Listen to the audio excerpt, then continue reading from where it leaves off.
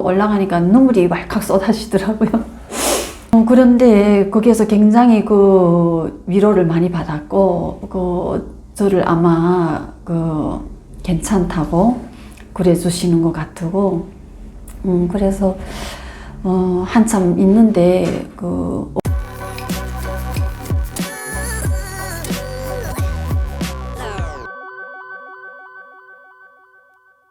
생생현대사 시청자 여러분 안녕하십니까. 북한에서 태어나서 탈북한 후 현재 일본에서 제1동포 인권운동을 하고 있는 리소라 씨 모셨습니다. 안녕하십니까.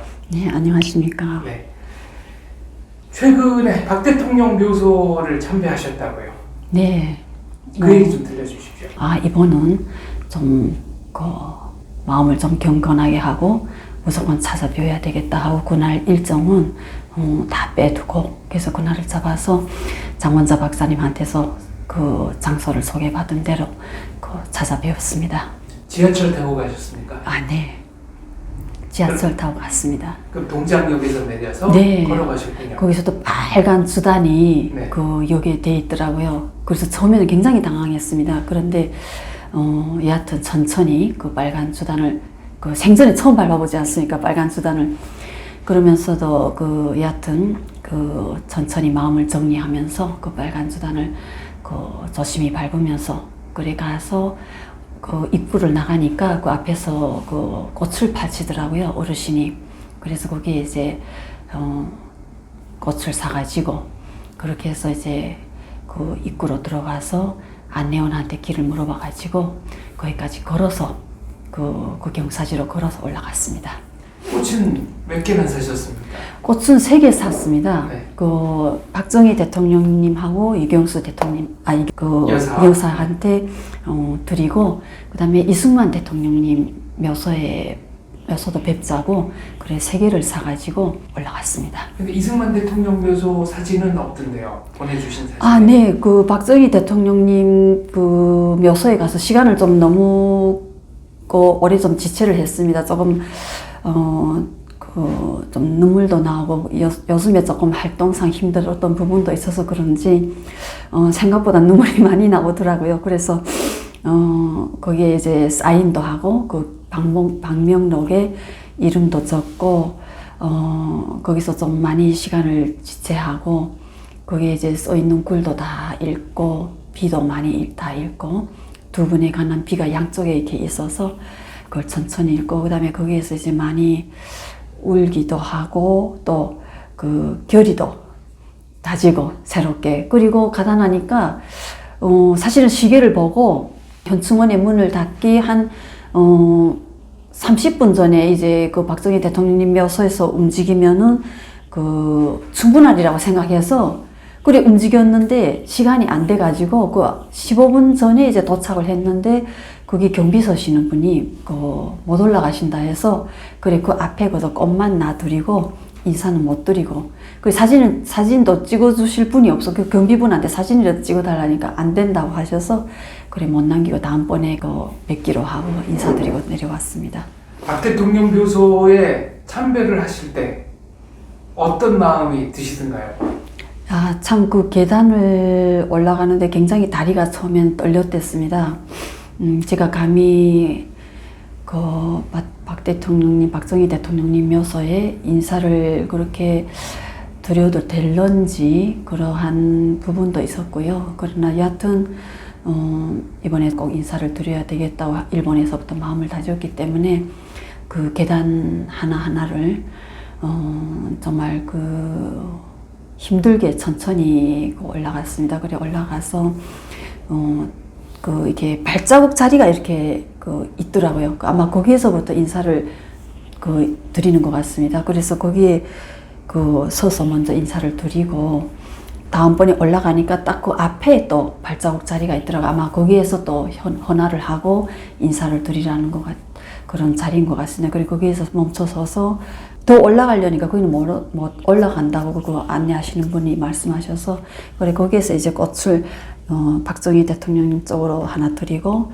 유경수 여사님 쪽으로 드리고 그 다음에 인사를 올리고 그리고 꽃을 넣은 그 꽃이 많이 그 헌화가 있어가지고 그래 하나하나 읽고 그다음에 보니까 전면에 이제 그 아드님 그 헌화가 있더라고요. 그래서 박지만 회장. 네, 있더라고요. 그래서 박근혜 대통령님 그 헌화가 계시는가 하고 이렇게 봤더니 거 없었고요. 그래서 이렇게 봤는데 참 경치도 좋고 그 산 향기도 너무 좋았고요. 그날에 그 찾아뵙기 전까지도 굉장히 사실은 많이 피곤했댔어요. 요즘에 좀 저희 단체 활동이 많이 어려움을 겪고 있어서 스트레스를 굉장히 받았댔는데 그게 가서 굉장히 가벼워졌고요. 그 다음에 그 옆에 이제 천천히 둘러보면서 그 이제 혹시 그 기회가 되면은 다음 해도 또 뵙고 그런 혼자서 중얼중얼 하면서 그리고 제가 지금 그 많이 어렵다는 걸 그래서 많이 그 모습도 참 제재하고 정기도 없고 힘도 없고 그런 모습으로 배워서 죄송한데 사실은 이게 너무 활동이 힘들어서 그래서 좀 그만둬야 되겠다 이렇게 그런 그 고민도 하고 있었는데 오늘에 여기에 와서 이렇게 머무르면서 꼭 그 주저하지 말고 그냥 이 길로 그 생각하고 있던 목표가 이루어지는 데까지 하는 것 최선을 다해서 해야 되겠다는 결심도 했고요. 그래서 굉장히 감사하다고 그 인사를 드리고 그리고 내려올 때 보니까 젊은 분들이 이렇게 오셨더라고요. 그래서 그분들한테 부탁을 드려서 사진을 그래도 박정희 대통령님 그 묘소에서 사진도 남겨서 너무 좋았고요. 그래 내려와서 또 거기에서 한참 앉아서 그 자갈밭에서 한참 이제 그 앞에 이제 그 안내문을 세운 거기에 풀이랑 좀 이렇게 있어서 그래 그것을 이렇게 좀 뜯고 정리를 하면서 잡초도 또 뽑으셨어요? 네네 그리고 또 그 지금 안 가져왔는데 그 하나는 책꽂이를 하려고 그 책꽂이다 이렇게 좀 말려서 그 잡초지만은 그걸 끼우고 그래서 그 냄새 참 향기도 좋았고 그래 거기에서 힐링을 굉장히 많이 하고 어깨에 올라갈 때 그 굉장히 무거웠던 그게 많이 없어지고 그렇게 해서 내려왔습니다. 왜 눈물이 나셨습니까? 무엇인가 저희는 지금 굉장히 애로운 활동을 하고 있습니다. 일본에서도 보면은 저희는 탈북민이어서 제가 탈북민이고 저희 단체도 뭐 대표, 부대표 다 사무국장이 탈북민이고 해서 정말 전문 지식도 없고 그래도 오직 자기 고향에 둔 자기 형제나 가족을 구하려고 자기들이 저희가 북한에서 빼앗긴 그 삶을 되찾으려는 활동을 하면서 하는데 저희들이 뭐 재력이 있겠습니까? 무슨 전문 지식이 있겠습니까? 근데 그런 속에서 최근에 조금 저희 단체에 대한 어려움이 있어서 최근에 많이 아마 제 자신이 애로웠던 것 같습니다. 그러니까 올라가니까 눈물이 왈칵 쏟아지더라고요. 그런데 거기에서 굉장히 위로를 많이 받았고 저를 아마 괜찮다고 그래 주시는 것 같고 그래서 한참 있는데 어깨가 많이 마음이 무엇인가 꽉 차 있던 게 이렇게 천천히 비워지면서 향기가 산에 박 대통령 묘소 주변의 향기를 가득 마음에 호흡을 하면서 담아두었습니다. 그렇게 하고 또 정말 살아 계셨더라면 제가 좀 북한에서 좀 더 고생을 덜 하고 또 우리 형제가 지금도 제가 이렇게 북한이라는 땅에서 제가 이렇게 만나지 못해서 매일 가슴을 조이고 정말 고통을 받는 이런 게 어쩌면 없지 않았을까 하는 그런 생각도 했어요. 지금 북에 친언니랑 오빠들이 있죠. 계시죠? 네. 남편도 있고요. 남편도 아직 네. 탈북을 못 하셨고. 네. 아까 방송 전에 단체를 하면서 상당히 외롭다고 하시고 박정희 대통령도 상당히 외로우셨을 것 같다라는 말씀을 하셨습니다. 그건 무슨 얘기입니까? 그러니까 제가 박 대통령님 책을 많이 보거든요. 그래 보면은 그 박 대통령이 이제 그때 이제 경부 고속도로에 다투러 누본 그 사건이랑 이제 그게 기록이 돼 있고, 요즘은 또 좋아서 그 유튜브랑 보면은 그때 당시 연설하신 부분들이랑 있지 않습니까? 그 다음에 그 제가 제일 먼저 읽을 때 이제 가슴에 와닿은 게, 대학생들이 거저 데모로 나오시고 그러신다고 그러면서, 근데 그게 하면 안 되신다고 했는데, 저는 그 대목을 보면서 대학생들이 공부를 하지 않으면 그 지식이, 정말 참다운 지식이 안 쌓이지 않습니까? 근데 이런 분들이 후에 이제 그 대통령을 하시고 국가 중요 요직에 있으시면, 그렇게 지식이 안 된 분들이 국가를 운영하면 얼마나 잘하겠는가 하는 그런 생각이 저는 들었고요. 근데 그게 또 제 생각에는 맞는 부분이 많이 있었더라고요. 제가 한국 역사를 조금 들여다보니까. 그런데 그걸 보면서, 야, 그 정말 애로운 그 투쟁을 하신 거를 저는 알지 않습니까? 근데 저는 이때까지는 그 말이 정말 어느 정도 애롭겠다 하는 거는 느끼지 못했던 겁니다. 이제까지는. 근데 이제 작년 12월부터 저희 단체하고 저에 대한 갑자기 막 태풍이, 큰 파도가, 산 같은 파도가 오듯이 올해 지금 닥쳐온 겁니다. 심지어는 그 리소라 사무총장이 하는 모두 모이자를 친북단체라고. 네.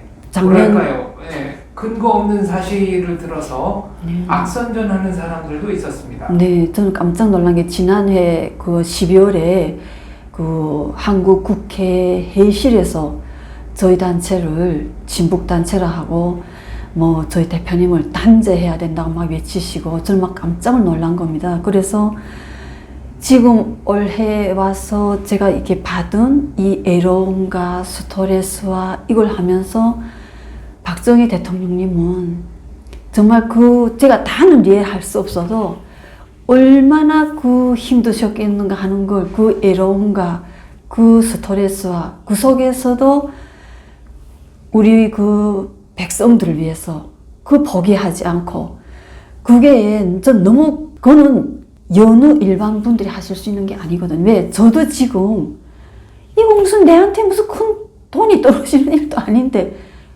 뭐 그만두고 싶은 생각이 하루에 12번도 올라오는 겁니다. 내가 지금 누구를 위해서 돈 한 푼도 받지 않고 오히려 제 재산을 지금 넣으면서 지금 활동하고 있는데, 내가 뭐 이렇게까지 비난을 받으면서 해야 되겠는가 하고. 그런데 박정희 대통령님은 그걸 이 나라의 백성을 위해서 정말 그거를 한 몸으로 해치시고 그렇게 가신 데에 대해서 저는 너무나도 존경하고, 저는 정말 한국에 와서까지도 그만둬야지, 내가 무슨 일을 보겠다고 이랬는데, 사실은 박정희 대통령님 묘소에서 박정희 대통령님한테 결의를 했습니다. 그만두지 않을 것입니다. 제가 결심했던 목표까지 제가 성실하게, 누가 알아주든 말든, 이 가시던 불길을, 이 폭풍 속을 헤쳐서 갈 겁니다. 그래서 이제는 거기에 돌아와서부터는 또 이제와 같이 또 꿋꿋이 갈 것이라고 결심 다지고 왔습니다. 참배를 아주 제대로 하신 거네요. 네, 너무 감사드리고, 제 인생에 제가 이렇게 바른 길로, 사람의 인생에 누구나 다 한 번이지 않겠습니까? 그런데 뭐 선배님들이 이야기하지 않습니까? 태어날 때 빈몸으로 와서 인생이 돌아갈 때도 빈몸으로 가는데, 나훈아 선생님 노래에도 있듯이 뭐 그리 대단하겠다고 그러는데, 저도 이제 보면 인간이니까 욕심도 생기고 또 이렇게 주저하고 싶기도 하고, 또 제 자신이 이렇게 막 강한 인간이 아니거든요.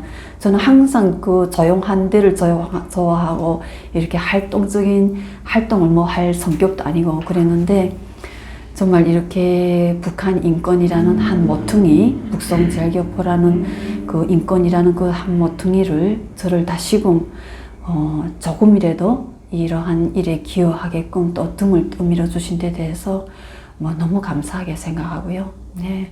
그래서 언제나와 같이 또 마음에 큰 위로를 받고, 큰 힘을 얻고, 그렇게 하고 또 일본으로 돌아갈 겁니다. 가서도 열심히 활동할 겁니다.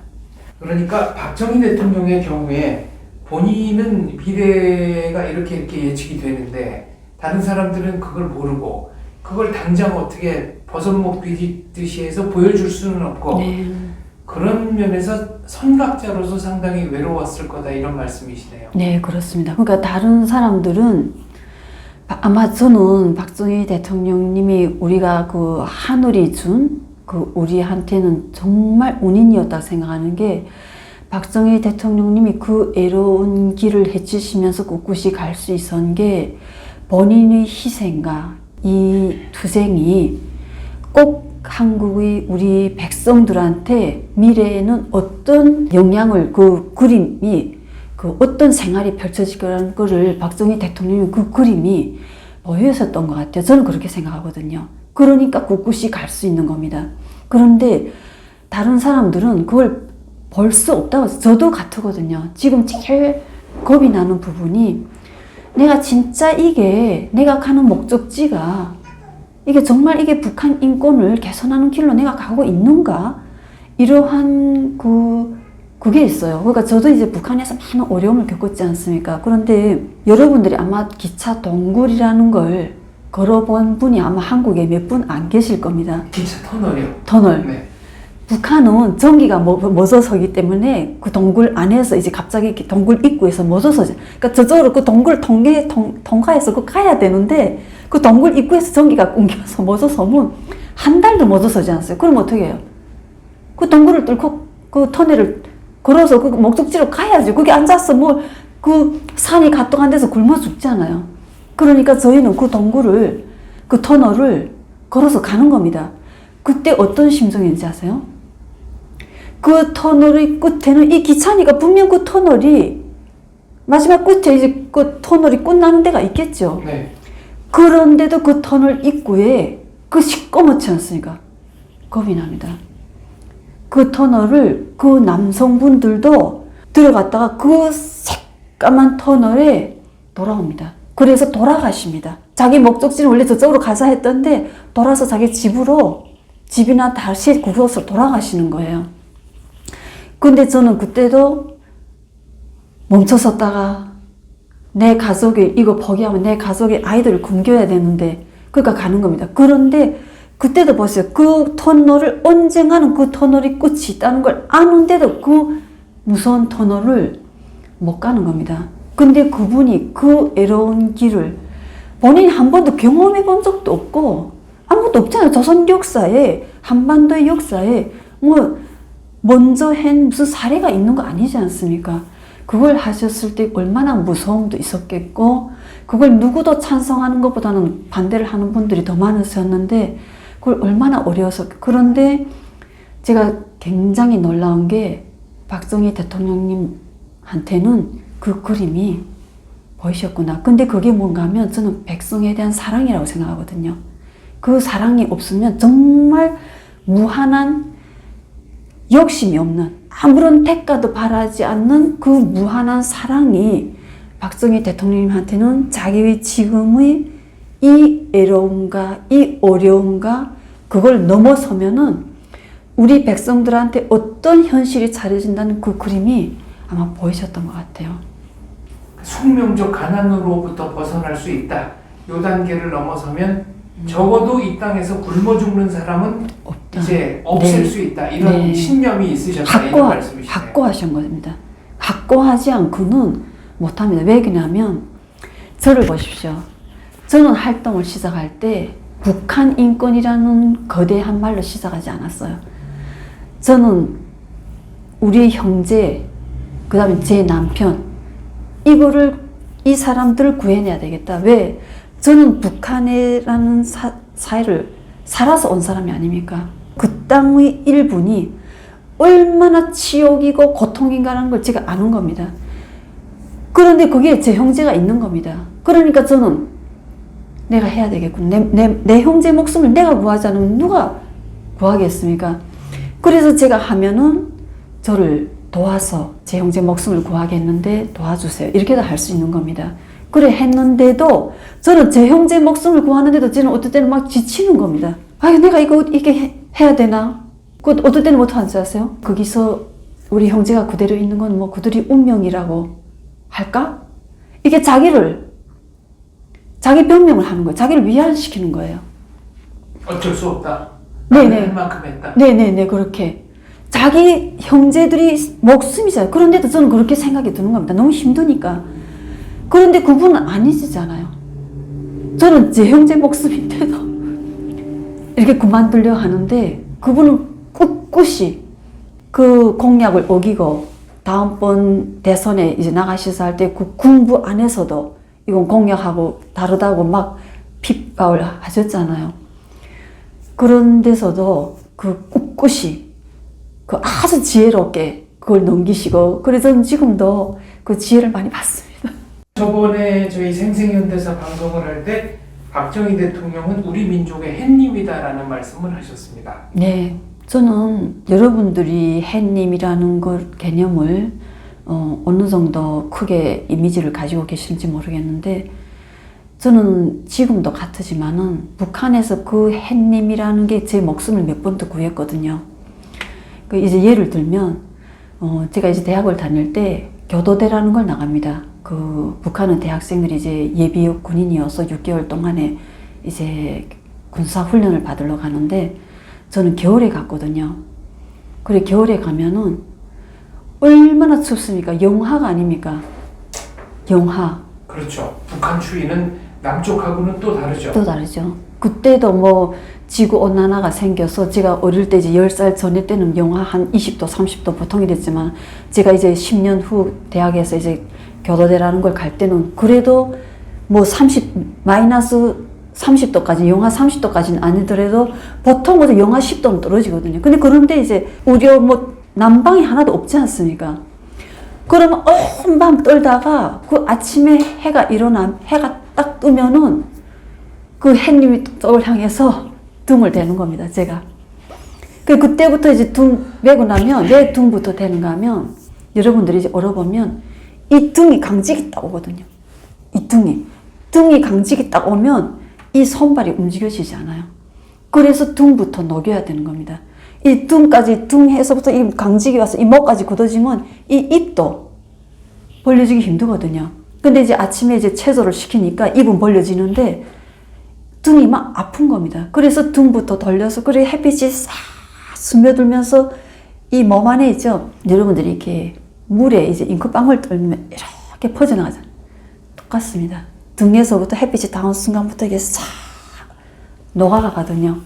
그러니까 그 햇빛이 얼마나 감사하고 저한테는 그런지 모르거든요. 그럴 땐 저는 박정희 대통령님을 햇님에 비하하는 겁니다. 근데 북한 놈들이 위대한 태양이라 하잖아요. 김일성 보고 뭐 위대한 민족의 태양이라고 하지 않습니까? 그래 제가 참 염치도 없어도 어떻게 하여튼 아름다운 말이 도둑놈이고 어떻게 부끄러움도 없고 염치도 없고 하여튼 인간이 부끄러움이 없으면 그게 마지막이라고 저는 생각하거든요. 어떻게 거기다 대고 태양이라는 말을 그렇게 뻔뻔하게 쓰는지. 그래서 저는 하여튼 한국에서도 그렇고 정말 세계에 내놔도 지금 현재도 뭐 시간이 많이 지났지만은 지금 현재 박정희 대통령 성함을 세계에 내놔도 정말 우리가 부끄럽지 않고 오히려 그분이 성함을 대는 순간에 우리가 어깨가 펴지고 뭐 그럴 것 같아가지고 정말 어디에 이제 나가면 기회가 있으면은 정말 박정희 대통령님에 대한 그 이야기를 세계에 알리고 싶고 일본에서도 많이 알리고 싶고 그런 마음입니다, 항상. 북한 사람들은 또 탈북자들은 박정희 대통령을 어떻게 평가합니까? 우선 저는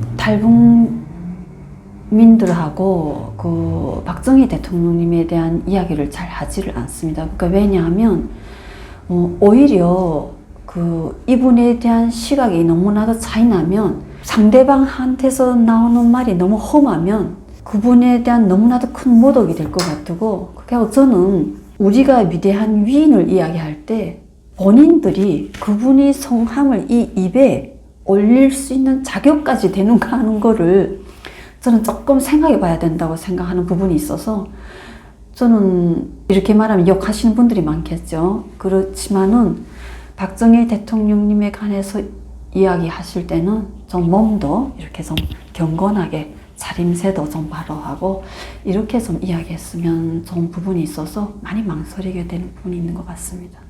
방송 전에 저한테 신당동하고 구미 얘기를 하셨는데 그 얘기는 무슨 얘기입니까? 아, 네. 이번에 좀 기회가 있으면 신당동까지 좀 찾아뵈려 했는데. 아, 박 대통령 사저? 네. 네. 그런데 거기는 좀 시간이 안 돼서 한국 활동 일정이 많다니까 좀 또 남겨두고 또 언젠가 지치면은 또 고짝현에 가서 좀 힘과 에너지를 받을까 하고 제 욕심만 부리면서 거기는 안 갔고요. 찾아 못 배웠고요. 구미는 언젠가 활동을 다 접고 그러면 구미에 가서 좀 살아볼까 했어요. 구미죠. 박 대통령 생가 옆에서 하시려고요? 네, 그러면서 청소도 좀 거기 하고 좀 그렇게 할까. 뭐 감히 제가 거기서 살 만한 사람이 된다면 좀 그렇게 할까 하고요. 알겠습니다. 다음번에 오시면은 이승만 대통령과 프란체스카 여사 묘역도 참배를 하실 생각이십니까? 네, 그렇습니다. 네. 저는 현재는 좀 제 마음이 순위를 이제 좀 감히 한다면 박정희 대통령님이 1순위입니다. 그 다음에 2순위가 이승만 대통령님이신데 그게 왜 그러냐면 제가 이승만 대통령님에 대한 책은 아직 많이 못 읽었습니다. 근데 물론 위대한 분이시라는 거는 저는 알고는 있지만은 저는 꼭 제 자신이 납득을 하고 싶습니다. 그냥 그저 다른 분들이 그분이 대단하시다니까 저도 거기에 같이 붙어서 이렇게 대단하시다 이런 것도 물론 좋지만은 제 자신이 확고한 납득을 하고 정말 납득을 하면은 저희 피와 살이 몽땅 그분에 대한 존경심으로 변하는 것 같은. 저는 이번에도 그 박정희 대통령 묘소에 이제 딱 앞에 섰을 때 저희 모든 무엇인가 그 에너지가 그쪽으로 이렇게 빨려가는 것 같은 그러한 느낌이 들거든요. 그러니까 저는 뭐 지금 그 2순위로 이렇게 이승만 대통령님을 감히 이렇게 제 마음을 표현한다면 그게 제가 뭐 나쁜 게 아니고 제가 아직 이승만 대통령에 대한 그 책을 아직 덜 읽었고 그분에 대한 업적에 대한 부분이라든지 모든 부분에 관해서 정확히 아직 다 파악이 안 돼 있는 겁니다. 그래서 좀 더 공부도 하고 그러면 아마 저도 그 지금 박정희 대통령님처럼 이승만 대통령에 대해서도 그러한 확신과 믿음과 존경심이 확고한 그런 게 생기지 않을까 생각합니다. 박정희 대통령에 대해서는 100% 납득을 하신 겁니까? 네, 이거는 뭐 그 누가 뭐라 하든 저는 박정희 대통령님에 대한 그 부의 부분 그 부분도 다 같이 납득을 하는 겁니다. 왜? 사람은 이 세상에 그 누구도 100% 좋을 수는 없습니다. 하느님도 그늘이 있지 않습니까? 햇빛만 주는 거 아니지 않습니까? 또 그 햇빛이 100% 좋은 것도 아니지 않습니까? 적도는 그 햇빛 때문에 얼마나 많은 피해를 봅니까? 그러니까 저희가 정말 자기 자신을 비춰보면서 다른 사람만 자기 자신은 그렇게 뭐 위대하지도 않으면서 그렇게 다른 사람 허물만 해서 그 북한입니까? 뭐 북한 정부입니까? 다른 사람의 허물만 딱 해서 그걸 가지고 트집을 잡아서 사람을 처벌하고 아니 자기들은 태양처럼 그렇게 해놓고 그 끔찍한 인간이 그 흡혈귀 같은 인생을 살면서 그러니까 저는 사람이 다 그분도 인간이지 않습니까? 인간이니까 그 부분도 우리가 다 납득을 하면서 공정해야 된다고 생각합니다. 공정해야 된다고 그렇게 하고 공정하면서 그분이 이룩한 위대한 업적은 그야말로 그 가치를 우리가 그대로 평가를 해야 된다고 생각하거든요. 근데 그게 안 돼 있는 것 같아서 저는 조금 더 우리가 본인이 양심에 좀 물어봐야 되지 않겠는가 그런 생각을 하면서 저는 뭐 확고부동합니다. 알겠습니다. 오늘 말씀 감사합니다. 아, 네, 미흡한 이야기지만은 어떻게 이런 이야기할 기회를 주셔서 너무 감사합니다. 감사합니다.